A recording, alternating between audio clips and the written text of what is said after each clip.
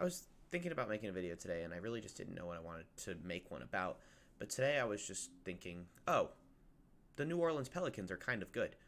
And to say it was expected would be a lie. I thought that they were going to be around a 4 or 5 seed, and it's still early in the season, and I think they can still finish at a 4 or 5 seed. But there really isn't a whole lot of downside to this team. Besides a little bit of inconsistency on offense, this team has a super deep roster, a super deep rotation, and a great coach. Um, you get contributions from your 9 and 10th guy like Jose Alvarado, which is obviously my favorite player, but also Jackson Hayes, who was a starter last year, is barely getting minutes and barely cracking the rotation now. And it's not because he got worse, it's because these guys got better. And Zion obviously coming back hurts, but I think having a guy who has that starting capability in Jackson Hayes coming off the bench is huge for this team.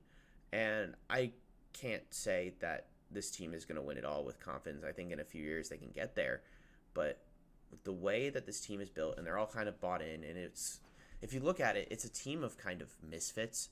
Brandon Ingram was cast aside by LA, and yes, he's gotten significantly better as the opportunities have, but it also isn't a big market, and so he doesn't have the pressures that, say, guys like Austin Reeves get. And yes, they're overhyped. Like, Austin Reeves is overhyped, and Taylor Horton Tucker was overhyped. But think about how much you heard about Taylor Horton Tucker last year versus how much you hear about him this year. He's having a better season this year than he was last year, but he's not playing in the bright, shining lights of LA. And yeah, the Utah Jazz are a pretty solid team, and nobody expected them to be there. But you don't hear about him because he's in Utah. Nobody cares about Utah. I'm sorry, Utah. No one cares. But having the Pelicans not be on a big stage, and yes, they have one of these generational talents in Zion, but they're not on a big stage. Nobody cares. They're just quietly 18-9 in first place in the West, tied with the Grizzlies.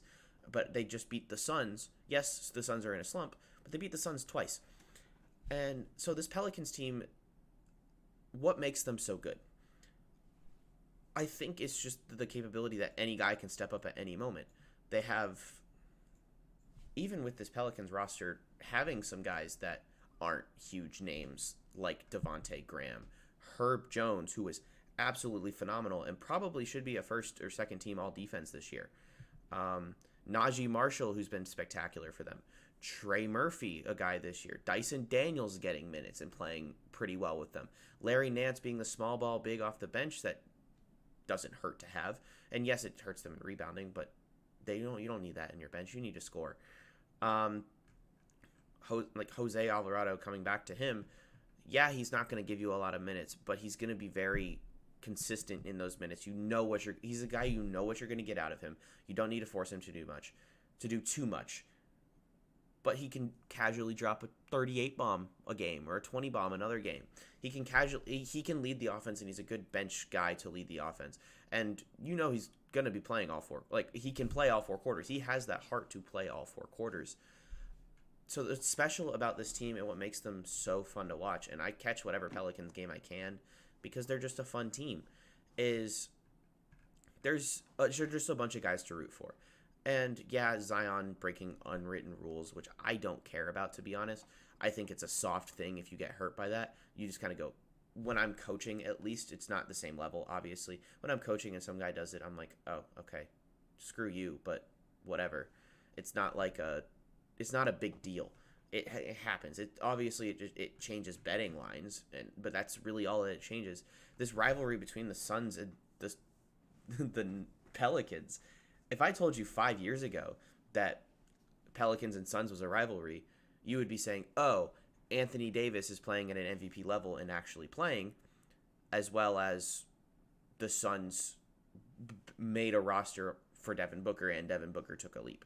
Which, yes, Devin Booker has taken a leap in terms of quality of play,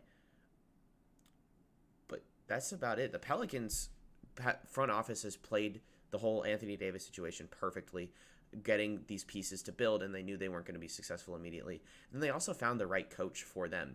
Because he was a role player for his career, and he found a bunch of guys that, yeah, some of them were all-stars or all-star caliber players like B.I. and McCollum, but it's a bunch of guys who are castaways essentially. Herb Jones, second round pick. Najee Marshall, second round pick. Jose Alvarado, undrafted. Kira Lewis Jr., I believe he was either a late first or a second round pick. Jonas Valanciunas has been consistent his entire career, but he's kind of been cast aside. Same with Larry Nance. Garrett Temple, he's just a veteran presence on the bench, and yeah, he's not going to give you anything, but he's a veteran presence, and he's just there. But BI kind of cast away from LA. They're guys that aren't going to be your household names besides Zion, and Zion's going to be your only household name. CJ McCollum played second fiddle. It's a team of just likable guys that you can root for, and I think that's why you should watch the Pelicans. I'm not saying, oh, Pelicans are must-see TV, because there's obviously going to be some games that they aren't, and the Zion pick looked a little confusing. Like, obviously it was the right pick because no one's going to pass up on a 6'7" freak of nature like Zion, but it started to look questionable. But as this team is pieced together, it's shown that they are going to be successful for years to come, and these guys are under contract and they're super young, and until Willie Green proves that he can't coach that well, which I haven't seen. I think his rotations are phenomenal. I think his defensive schemes and plans are great. So until that they prove to me that they can't be successful, I see this team making deep runs, making noise in playoffs, just being a good team for the next few years. I don't really have anything else to say about it. These are just my thoughts on this team. I love the Pelicans. I really think you should watch them, or at least pay attention to them. Don't just cast them aside. Pay attention. Yeah, that's about it. See ya.